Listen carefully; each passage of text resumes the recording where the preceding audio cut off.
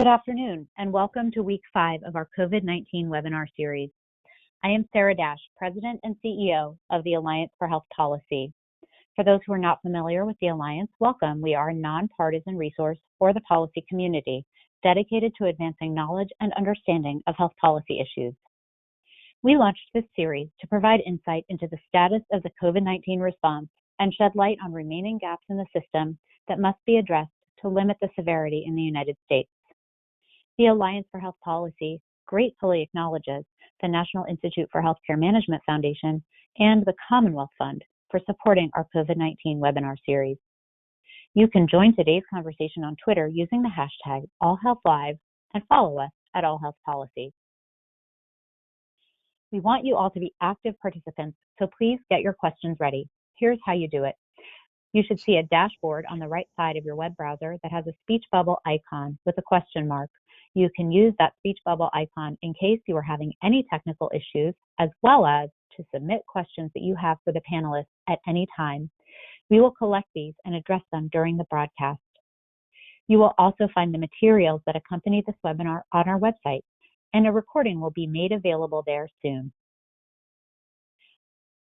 I also want to note that we have a little extra time in today's webinar, and we'll be ending at 2:45. While essential to combating the COVID-19 pandemic, stay-at-home and other social distancing policies are adding to the already present issue of social isolation and loneliness in America.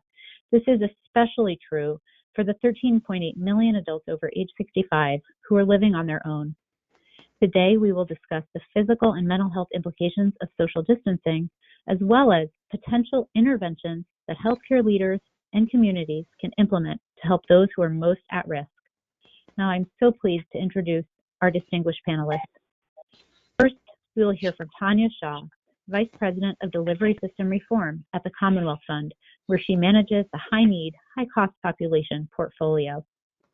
Next, we'll hear from Dr. Matt Pantell, Assistant Professor of Pediatrics at the University of California, San Francisco.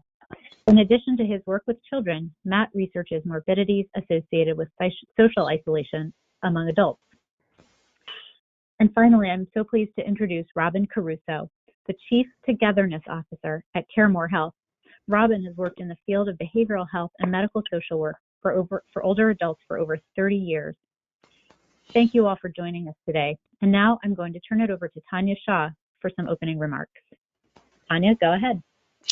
Hello, everyone. My name is Tanya Shah with the Commonwealth Fund, and I wanted to provide a quick overview about social isolation and offer under-discussed issue facing many adults in America today, and one that is exacerbated in the current environment of social distancing and sheltering in place. In a nutshell, social isolation, which is the objective state of having few social relationships, and loneliness, a subjective feeling of being isolated, are serious health risks that affect a significant portion of the older adult population. Over 14 million community-dwelling Americans aged 65 and older are considered to be socially isolated. We can go to the next slide. And a significant portion of adults over 45 in the United States report feeling lonely. Loneliness is worse among older women and people with lower incomes, and all these populations reporting social isolation or loneliness experience worse outcomes in mental and physical health. Next slide, please. The health damage caused by isolation and loneliness is estimated to increase the risk of early death by 26%. Some research indicates that the effect of social isolation on mortality risk may be comparable to or greater than other well-established risk factors such as smoking, obesity, and physical inactivity. AARP, in a well-designed study, estimated that Medicare spends roughly $134 more per beneficiary per month if they are socially isolated than those who are not. Applied to a rough estimate of Medicare fee-for-service beneficiaries who are isolated, this translates to $6.7 billion in additional spending for Medicare. Why are we spending so much more on those who are isolated? Research suggests that socially isolated individuals may be sicker when hospitalized or may lack the support necessary to transition out of the hospital as quickly as socially connected individuals. The lack of community support may be driving the higher use of skilled nursing facilities for care and recovery. Next slide, please. 40 years of research has pointed to a robust relationship between social isolation and increased risk for major chronic conditions and functional limitations. Evidence is emerging on the association between mortality and loneliness as well. Matt will provide more insights on these risk factors, but I think it's important to note that the causal pathways here are less important. Did the social isolation cause the health issue, or did the health issue cause the social isolation? Regardless, solutions to address both will look very similar, and we'll talk more about programs and technologies with our other panelists that are working on this problem. Next slide, please. We see some clear policy opportunities to address this issue, which is being exacerbated by necessary and non-negotiable strategies to combat COVID-19. First, we need to have this on our radar.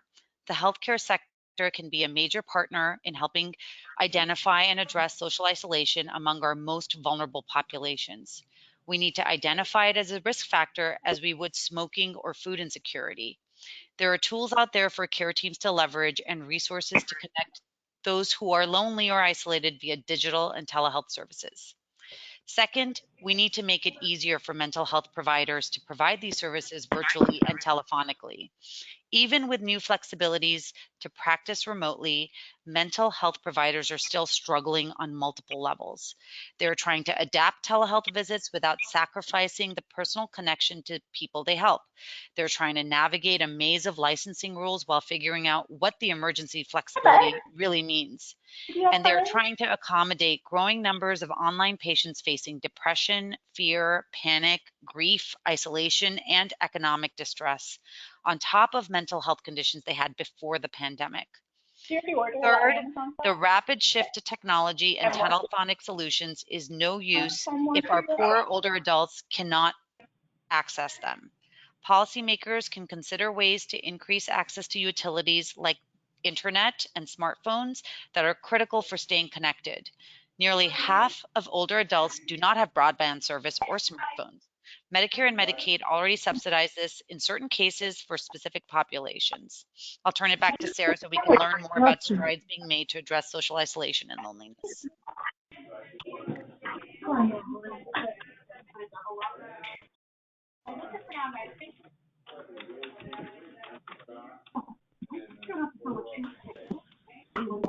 Hi, everybody. Again, I'm Matt Pantell, and I'm professor of pediatrics at the University of California, San Francisco, and also do research in the Social Interventions Research and Evaluations Network. Next slide, please.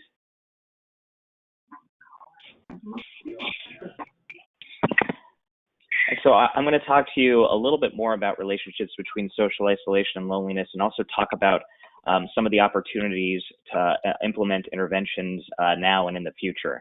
And I'd like to thank the Coalition to End Social Isolation and Loneliness and Beyond Differences, both groups that educate people about these topics, for providing the pictures for this slide. Next slide, please. So Tanya already touched on this a little bit, but social isolation and loneliness have different definitions and represent unique concepts. So whereas social isolation is the objective lack of or limited social contact with others, loneliness is the perception of social isolation, or the subjective feeling of being lonely. So for example, I could have many friends or have a partner or have frequent contact but still feel lonely, and then vice versa is possible as well.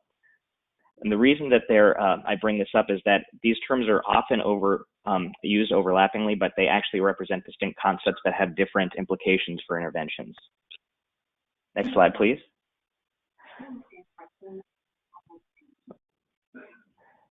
So as Tanya mentioned, we know that there's a lot of evidence showing associations between social isolation and health.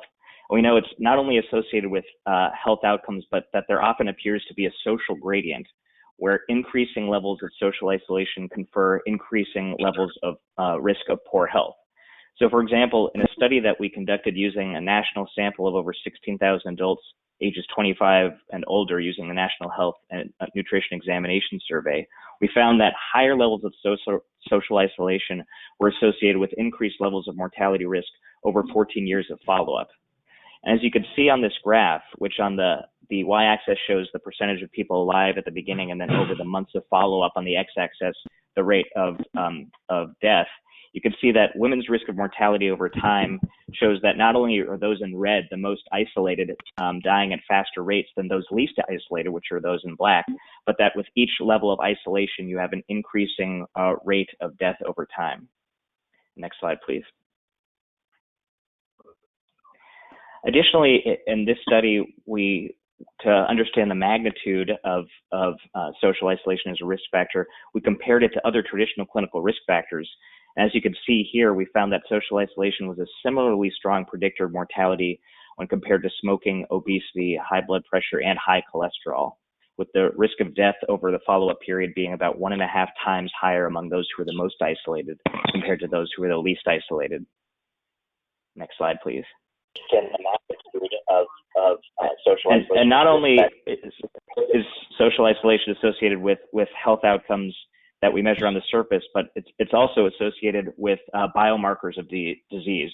So, for example, loneliness is associated with altered genome transcriptional activity, with underexpression of genes promoting anti-inflammatory responses and overexpressions of genes promoting pro-inflammatory receptors.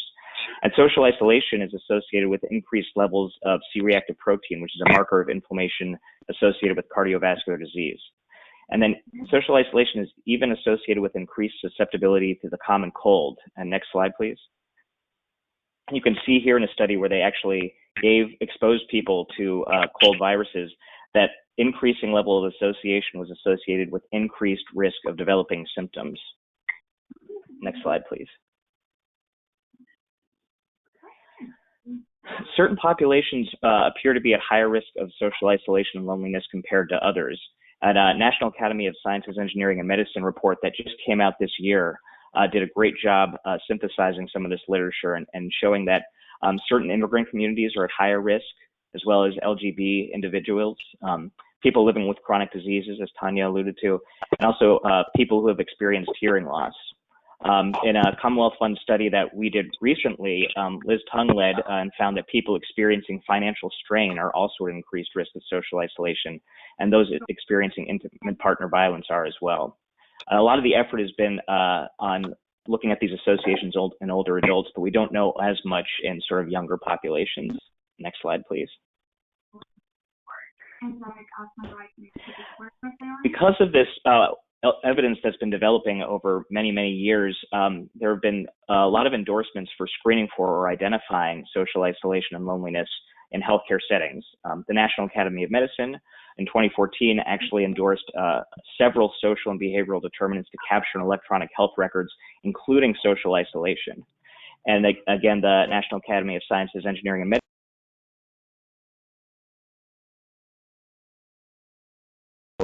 and loneliness in clinical settings.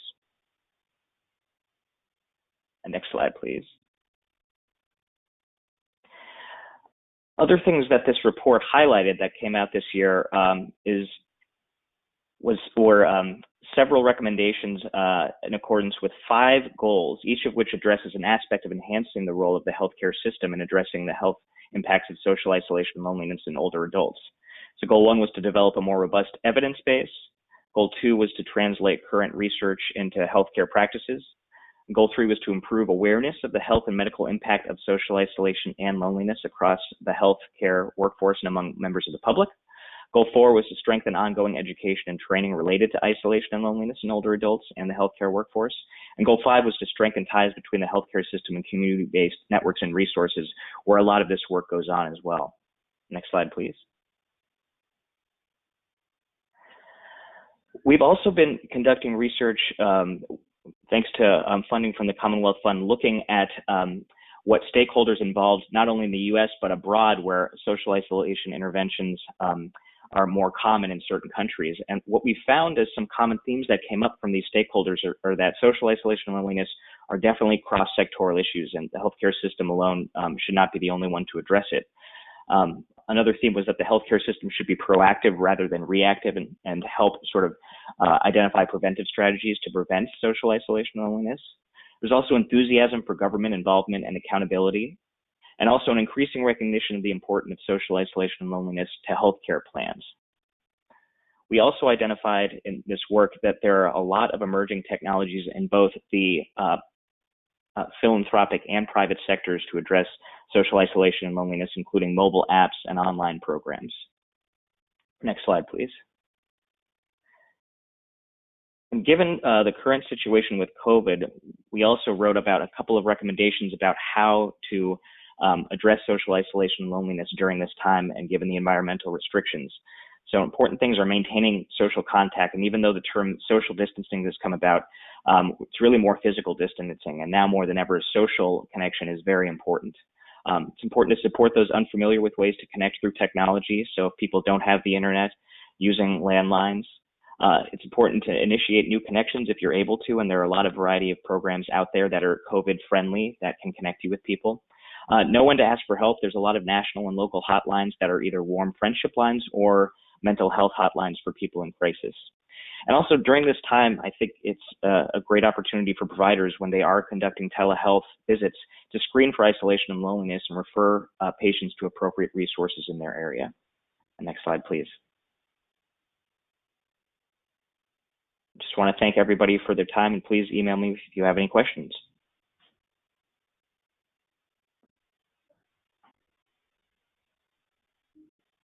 CareMore.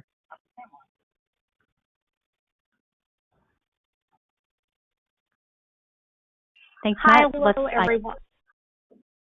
everyone. This is Robin Caruso. I always start out by saying I do have the best job ever, and the best title is the Chief Togetherness Officer at CareMore. And that title has really opened up a lot of opportunities to really address how important it is, especially in healthcare, to address loneliness and isolation. Next slide. The reasons why I came to CareMore 13 years ago, CareMore really has this population where we do deal with a lot of chronic illness, patients that do need a lot of high touches. So we really go to where the patient is. And we have shifted from treatment to prevention, and we really are about treating the whole person. And that's 3 years ago when I came in discussion with our then president, Dr. Jane. He said, Rob, I'd like you to help us develop a disease management program. And when he said that that would be about loneliness and isolation, my heart just leapt. And knowing that with all the work that I had been doing as a social worker there, that this was the right time for us to really address loneliness and isolation. So next slide. And when we decided purposely that we were going to make a disease management program, very similar as how you would address diabetes, we said it was because it's already been kind of touched upon, but it's the increased mortality rate. And it's also the amount of our seniors, over 43% experiencing loneliness and isolation on a regular basis. And as we saw earlier in the statistics of the negative health outrisks, that you're more likely to die of obesity than, more likely to die of loneliness than obesity, that we set out that we're purposely going to develop a psychosocial program to really wrap around these patients. Next slide. So when we started, it wasn't that we needed to create a new surgery or needed a new medication. It's really about that power of human connection. And our three goals were really simple. Is one, to really engage our members into healthcare. And that could be something as simple as helping them navigate the system, helping someone get a portable oxygen. But it also could be about really developing that relationship. It's not something that always would happen right off the bat, in that we would be talking to someone that really have significant mental health issues, but because of the stigma, they're really resistant to address that. But maybe by us planting the seeds and talking about they might feel better in talking to a behavioral health counselor, that 4 months down the line, they say, I know that you really care about me, and because you do, if you think this will help me, I'll be willing to do that. And then our second goal is really connecting to those community-based organizations. There's so many wonderful organizations that are out there already having social programs. You know, Meals on Wheels has been addressing social isolation and loneliness just by delivering meals and having that friendly connections with people. But our real goal was to find ways to get them connected and have connection in the community, like senior centers, finding people with like interests, volunteering for organizations. But we know that if we call someone and they're crying because the roof is leaking, there's no way we're going to impact their overall health if we can't start out where their social needs are. So my staff are community health workers, and so we really work not just connecting them to resources to really help them get connected socially, but also to address all those social needs. And then our third goal is one that I've seen incredible changes in members' lives. And this is just getting them to increase their physical activity. And at CareMore, we have our Nifty After 50 gyms and also our silver sneakers. And we know when we get them to exercise, this is also not just going to impact their overall well-being, but these programs are very social. And so these are just our three goals to really try to impact our members' overall well-being. Next slide. So this kind of talks about who we're reaching out. When we first started out, with the Health Risk Assessment data where people said they lived alone and they had little support. But as we grew our program, we did a lot of education with our clinicians. We put assessment tools into our EMR so that on every touch, whether it's a dietitian, social work, nurse practitioner, someone could assess them. So we have people that they live alone, but we have others that live alone but spend the majority of their day in isolation. Their family may work early in the morning and not be home till late at night. And then sometimes they have social support, but their family lives very far away. So again, they're spending the majority of their day in isolation. Also, we have people that self-refer to our program. They know about our program and they can call. And then we also really support caregivers. We know that 40 to 70% of caregivers experience clinical depression. It comes from that experience of being isolated as a caregiver. So we actually may call the person who is our member, could be the husband who may have dementia, but our phone calls are to give the support to the wife. And then, of course, we work a lot with those that are newly widowed and connecting them. And it's really about building those relationships. And where that we might initially talk to them about going out and going to a senior center, it's not something they might be interested in the beginning, but through developing those strong relationships that we have. And one of the things is that we wanted to take a look at how could we reach more people. And we reached out to our greatest asset. CareMore is part of the Anthem family. So anyone that is a CareMore or Anthem Associate in any of our divisions could volunteer during their work week to be a phone pal. So as we go in and assess our members for loneliness and isolation, our high-risk members are our community health workers. We call them social care partners, really manage them and coordinate it. But if they are medium or low risk, we assign them to a phone pal who's going to call them actively every week, just to really have those friendly conversations where there's no judgment. And it's really developing those relationships, again, where they feel cared about. And we're also helping them to get connected to what gives them meaning and purpose in life, and giving them social connections. And so we see now is a great time for us to be talking about addressing loneliness and isolation. I think all of us, where we all have had to kind of physically isolate ourselves, we all can kind of experience what that experience is. But imagine for those who have very little support or anyone to talk to during the day, that these phone calls, sometimes they answer the phone and they'll say my name, and it's not that they have caller ID. We may be the only person calling them that day. Next slide. So we launched our program in 2017 in May. And so these are some of our statistics from that time.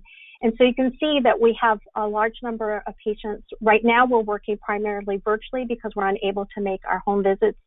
But we do have social work interns and going into homes. We also have social groups into our care centers.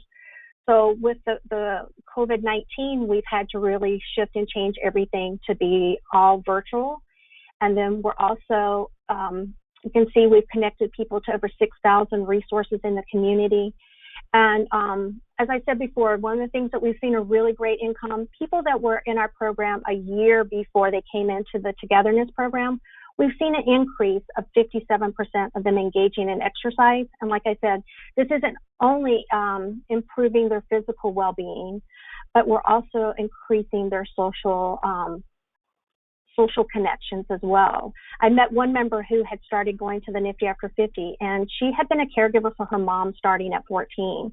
And then she cared for her husband. And so when we got her going to exercise, she really didn't want to go. She was kind of embarrassed for people to see her use a walker, and she had a lot of pain. But by starting exercise, within 6 weeks, she wasn't using that walker. Her pain had gone away. But the thing, when I met her at a social group, she says, Robin, I have friends now that come to my house that are friends from the NIFTY gym. And then also, I'm going to their house. I haven't had that since I was 14. And then we've also seen a reduction of acute hospitalization by 21%.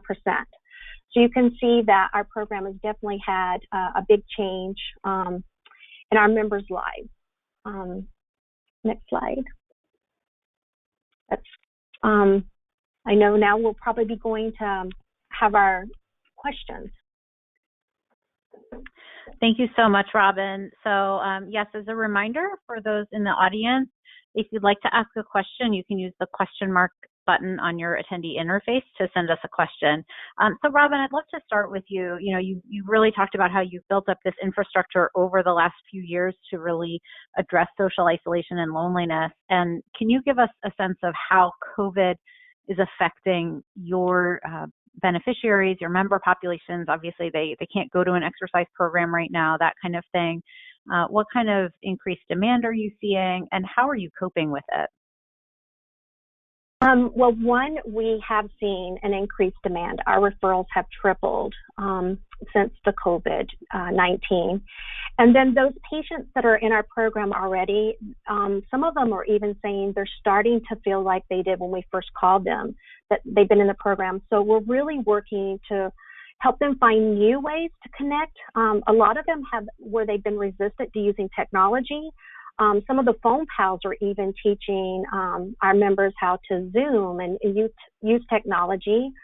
And then the other thing is that we're seeing, one of the things is a lot of increase in anxiety, that fear of the unknown. You know, one of our members who said, is it okay for me to go into the backyard?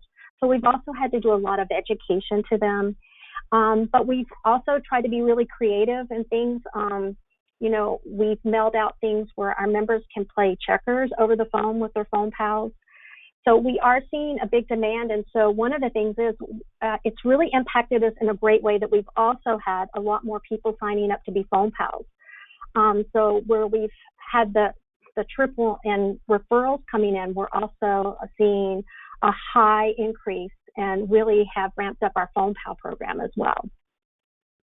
Great. And one quick follow-up question on that, and then I want to get to more of the digital technologies. Can anyone sign up to be a phone pal, or is there a screening program? Is that just like the general public? How does that work? Well, unfortunately, for that, to be a phone pal, you actually have to be an Anthem Associate. It's kind of part for patient health information, protection, and things like that. But I will be talking later on about ways that people can volunteer, and there are a lot of things that people can be doing. Great, thank you. So let's get to this question around digital health and digital connectivity. Obviously, it's something we're all using a lot more of over the last few weeks. Tanya, you mentioned it, and Matt as well. Can you start us off, Tanya, as far as how do you see that working? How do you see the role of policymakers in the private sector in enhancing the use of digital tools? And do you see these initiatives extending beyond the crisis? I'll start with you, Tanya, and then I'd love to hear from Matt. Sure. I mean, Matt and I have been working together actually to help identify these across countries, and I think he can give some promising examples of digital tools.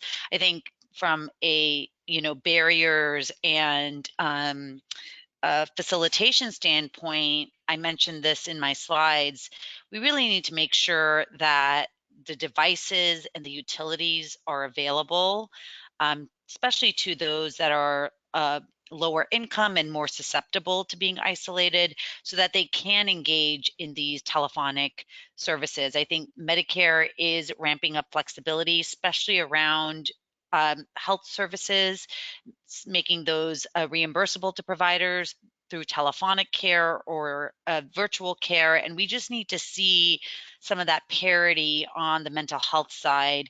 Some of those services need to be more flexible, as well as the modes in which they're delivered and by whom they're delivered.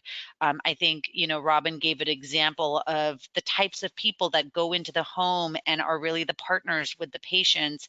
They're not necessarily doctors, but they're licensed professionals, and we need to allow the same kind of flexibility of some of those other licenses in the mental health space to be able to provide some of these virtual visits. So I think thinking about the access piece along with the digital technologies is important. The last point I'll make before turning it over to Matt is that I think we also see, we have all seen an explosion in devices as well as technologies and apps. But I think really thinking about user-centered design principles for older adults would really encourage kind of the private sector to think about them as the user. And there are some vendors out there developing very easy to use, incredibly understandable technologies for that population. And so we really need to see that kind of innovation as well. And I'll turn it over to Matt for specific examples. Thanks. And Matt, as you address these examples, thanks, Matt. As you address these examples too, we also had a related question from the audience around whether there are any trends or innovations that you're noticing in the technology to address social isolation, and particularly in the wake of COVID. So I'll throw that in as you put your answer together.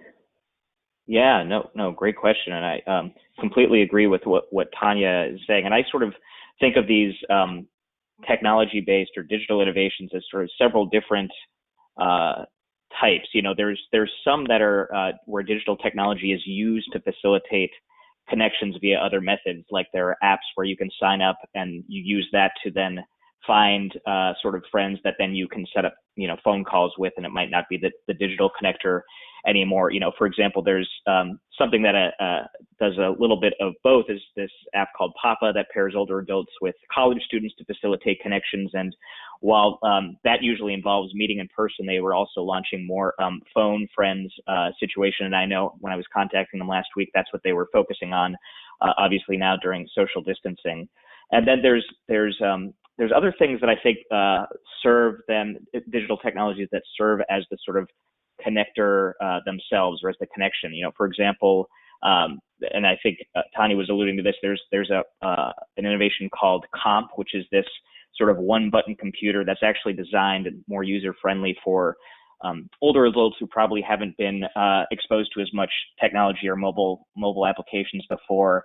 And it's something that you can use to connect to a power outlet and then set up to stream photos or send and receive messages and conduct video calls with your family. But it's just much more focused on that, and it's not a lot of energy to sort of learn it, particularly for someone who might not have necessarily been using a mobile phone before, or even the internet before. Then there are other technologies that sort of serve the role as helping you connect or help you cope with what's happening in the wake of loneliness and social isolation. There's sort of like these bot apps that use AI to provide sort of counseling or talk you through things that are actually developed by psychologists and artificial intelligence computer scientists that are out there. And we've been seeing those even before COVID come up as means to sort of address some of the symptoms that come up with isolation and loneliness.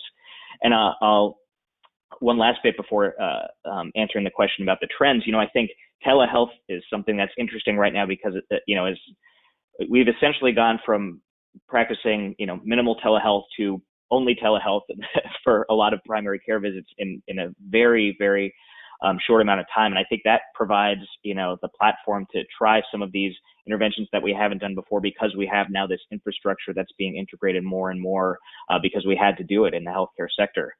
And in terms of what's been happening or things that are coming up related to COVID, I haven't anecdotally been able to pin down, emerging technologies that I haven't seen before. Most of the ones I've seen are ones that existed before COVID occurred and now are sort of ramping up because of that. And a lot of times you'll go to these websites of these groups in the philanthropic sector or in the private sector, and you'll see that all of the social isolation loneliness apps or programs now have a COVID disclaimer talking about how they're adapting to it. We're moving all of our, outdoor activities to phone. We're doing this, but we're still here. And that's what, they're definitely, most of them, addressing this head on. And so I think, right. And to the point, actually, I talked to someone at a group the other day where they were actually overwhelmed because they ramped up the need for this technology so quickly that they actually, they scaled way faster than they were expecting, because now everybody is looking for these types of applications. So I just say that, the use and transition to more mobile technologies or phone-based technologies is something that I've seen in those spaces where before they were focused on, more personal, in-person connections rather. Great, thank you. And I want to ask you a little bit more about that intergenerational aspect in just a moment. But I want to follow up a little bit on the conversation around what Medicare can do, what Medicaid can do, what other public payers can do to really enhance the use of these effective digital health services. We did get an audience question very specifically asking about whether Medicare is reimbursing for counseling sessions via audio only as opposed to video, and I wonder if anyone can address that. But beyond that, is there more that that Medicare and Medicaid could be doing to enhance and facilitate the use of digital health services that can address social isolation and loneliness? Matt, I don't know if you want to start that off, or if Robin or Tanya wants to jump in. Yeah, I can't answer specifically about what they're reimbursing for now, although I know that reimbursements for telehealth have now changed very rapidly in terms of what is. I do know that, prior to COVID, there were, especially at the state level, sort of flexibility in developing and implementing programs that were addressing not just social isolation, but other social determinants of health. So this was an emerging sort of exploration, particularly among states. But how it is directly affected the telehealth reimbursement right now, I actually can't tell you and can't speak to that. I don't know if anybody else on the call can. Yeah, I'm happy to jump in. So this is a rapidly changing environment. In phase 3 of the last stimulus package, the CARES Act, we do see that HHS is waiving the requirement for audiovisual platforms only, and it is allowing beneficiaries to access providers solely through their telephones. There's broad authority for CMS to waive additional telehealth restrictions. There's also activities at a state level through 1135 waivers where Medicare can pay for other types of visits through telehealth. So I think that counseling is definitely part of it. What is a little bit tricky is who is delivering the counseling. So the type of provider is still being worked out. And so there's some nuance in the flexibilities, but I do think broadly those restrictions and requirements, including geography-based needs or setting-based issues, are being resolved pretty rapidly through some of the emerging regulations. Great, thanks. So we have about 7 minutes left in the webinar, so I want to try to get to more of our audience questions. There have been a couple of audience questions about what happens for people who can't access internet services, especially in rural elderly populations who might have trouble accessing telehealth services as well as, frankly, physical services, or people who can't, for whatever reason, whether they have hearing impairments or other disabilities, might have trouble accessing the digital technologies. What are some things that can be done for them now, if anything, during the COVID pandemic? And then are there things that can be done to address social isolation beyond the pandemic in these more vulnerable or harder to reach populations?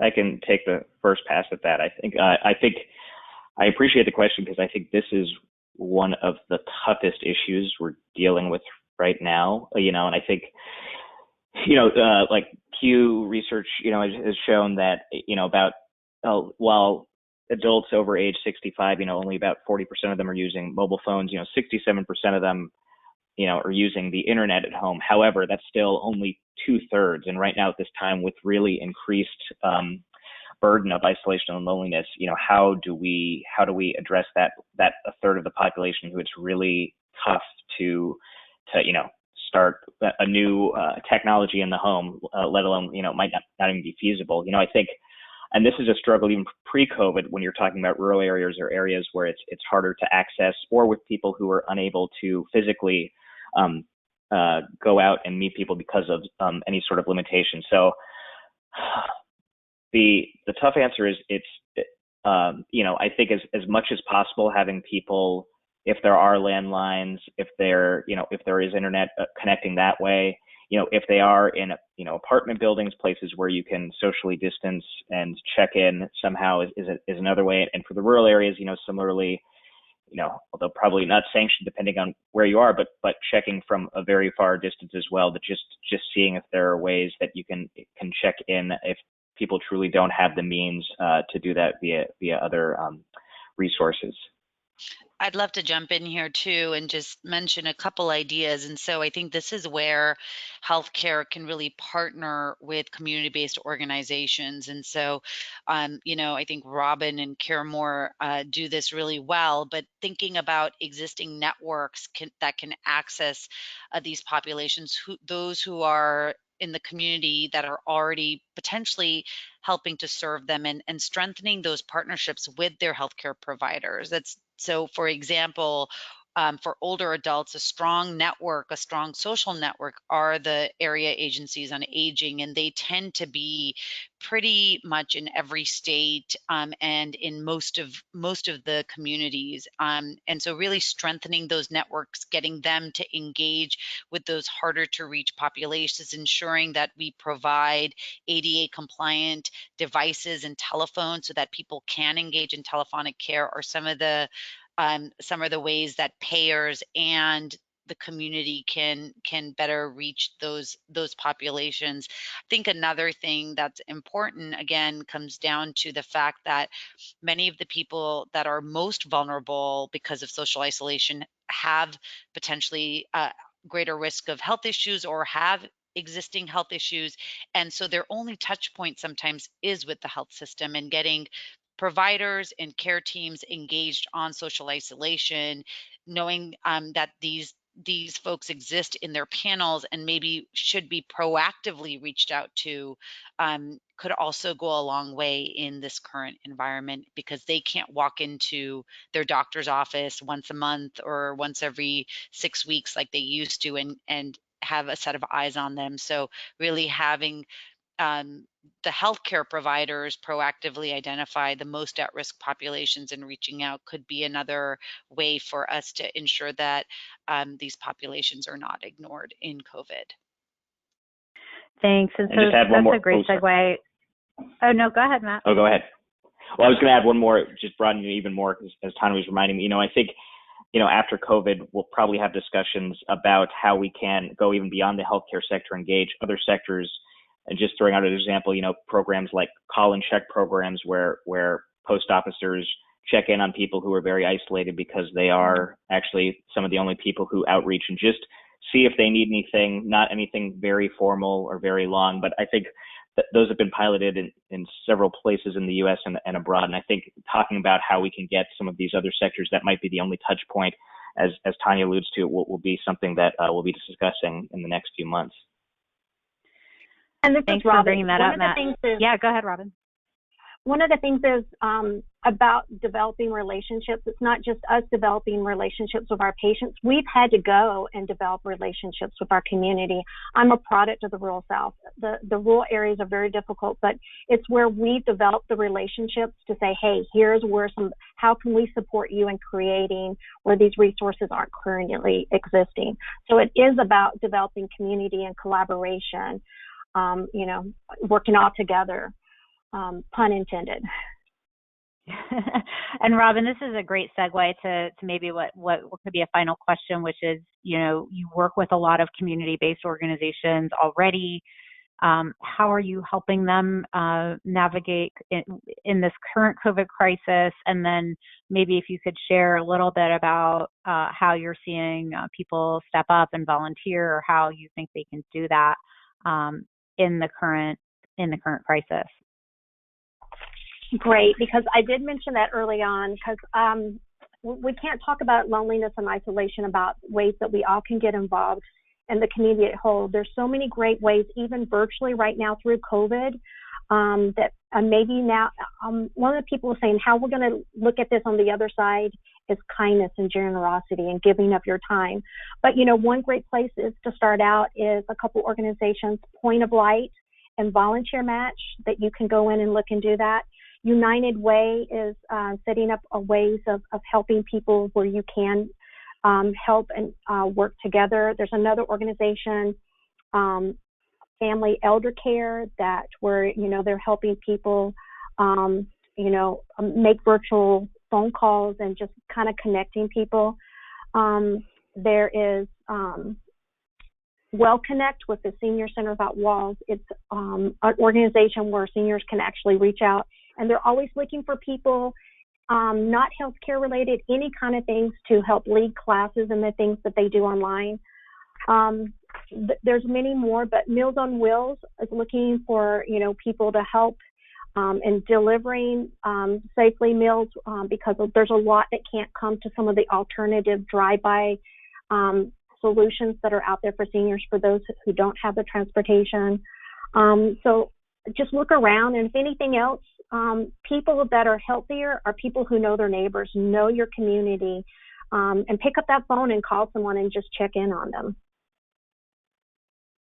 Great, thank you. And maybe we can work to get some of those resources up on the Alliance website. And we unfortunately didn't have time to get to all of the questions, but we thank you, everybody in our audience, for sticking with us, for asking some great questions. And if you have additional follow-up on this, please do follow up with the Alliance, the Commonwealth Fund. We're happy to share any resources that we have with you.